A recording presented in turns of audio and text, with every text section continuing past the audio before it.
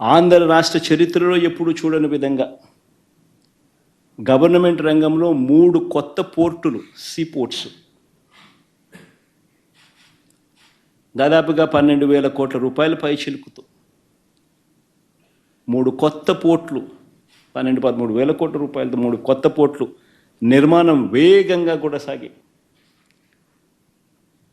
దాదాపుగా ఒక పోర్టు అయితే 65%, మరో పోర్టు దాదాపుగా 30-40%, ఇంకొక పోర్టు దాదాపుగా 25-30% పూర్తి కూడా అయిపోయింది అప్పటికి.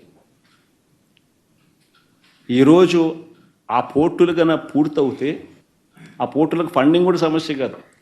దానికి సపరేట్గా మ్యారిటైమ్ కార్పొరేషన్ క్రియేట్ చేసి దానికి సపరేట్ ఫండింగ్ ఆర్గనైజ్ చేసి సపరేట్గా దాని ఫండింగ్ ఎలాంటి ప్రాబ్లం లేకుండా చేసినాం. ఆ పోర్టులు పూర్తవుతే ఈరోజు ఒక శ్రీశైలం కట్టాలని అంటే అప్పట్లో 900 కోట్లు 600 కోట్లు అయి ఉండొచ్చు. ఈరోజు అదే శ్రీశైలం కట్టాలంటే 50,000 కోట్లు తక్కువ కాదు. That is the value of assets. ఈ పోర్టులన్నీ రేపు పొద్దున లక్షల కోట్లకు వాల్యూస్ అవుతాయి. ఈ పోర్టులు కానీ ఈ మెడికల్ కాలేజెస్ కానీ ఇవన్నీ కూడా 17 కొత్త మెడికల్ కాలేజీలు కడతా ఉన్నాం. 17 కొత్త మెడికల్ కాలేజీలు, 5 మెడికల్ కాలేజీలు మా హయాంలోనే పూర్తయ్యాయి. మరో 3 మెడికల్ కాలేజీలు సీట్ల మెడికల్ కౌన్సిల్ ఆల్రెడీ సీట్స్ కూడా అలాట్ చేసినారు.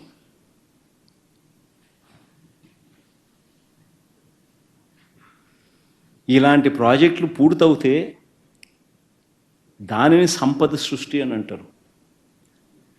ఇవి అందుబాటులోకి వస్తే రాష్ట్రానికి అదనపు ఆదాయాలు వస్తాయి. ఒక సీపోర్ట్ వస్తే ఆ సీపోర్ట్ చుట్టుపక్కల ప్రాంతాలన్నీ కూడా అభివృద్ధి చెందితే దానివల్ల జిఎస్డిపి పెరుగుతుంది, ఉద్యోగాలు వస్తాయి, పెరుగుదల కనిపిస్తుంది. మెడికల్ కాలేజీలు వస్తే ఖర్చులు తగ్గుతాయి, టెరిషరీ కేర్ అవైలబుల్గా ఉంటుంది.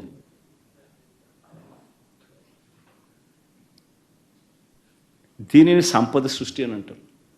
ఈ సంపద సృష్టిలో భాగంగా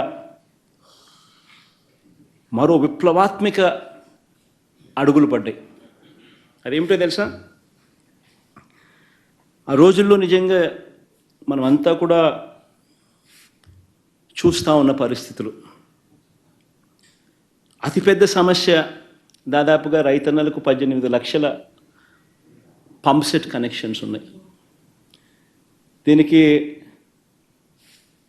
2004 నుంచి ఉచిత కరెంటు ఇచ్చే కార్యక్రమానికి శ్రీకారం జరిగింది. ఒక ఉచిత కరెంటు రైతన్నలకు ఇచ్చే కార్యక్రమంలోనే భాగంగానే దాదాపుగా రాష్ట్ర ప్రభుత్వం దాదాపుగా 9,000 కోట్ల పైచిలకు ఖర్చు పెడుతుంది.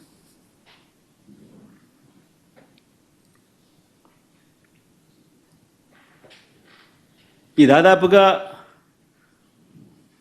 ఇలాంటి పరిస్థితుల్లో చంద్రబాబు నాయుడు గారు 5 సంవత్సరాల పరిపాలన చూశాం. నిజంగా చంద్రబాబు నాయుడు గారి పరిపాలనలో 5 సంవత్సరాలలో ఏ స్థాయికి తీసుకొని పోయాడు అని అంటే ఈ డిస్కాముల పరిస్థితి నిజంగా రైతన్నలకు ఉచిత కరెంట్ అన్నది ఒక డ్రీమ్. రైతులకు నిజంగానే పెట్టుబడి అన్నది రైతన్నకు తగ్గించగలిగితే రైతన్న ఆదాయాలు పెరుగుతాయి.